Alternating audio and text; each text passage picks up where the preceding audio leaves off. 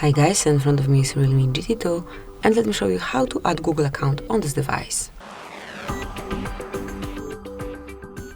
So at first you have to open the settings, then find and select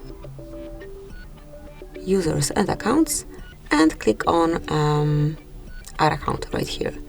Now pick Google as it's about Google account. Make sure that you are connected to Wi-Fi and now provide your email address or phone number, whatever is connected with your account.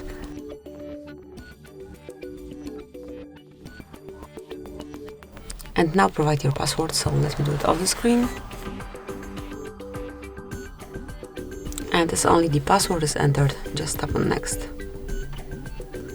And now you need to decide who will be using this device, so if it's yours or your child's, then tap on I agree to agree with all the terms and conditions. And that's it. As you can see, your account has been added and you can smoothly use it and all features connected with your Google account. So that's it, that will be all. Thank you for watching. Please subscribe our channel and leave the thumbs up.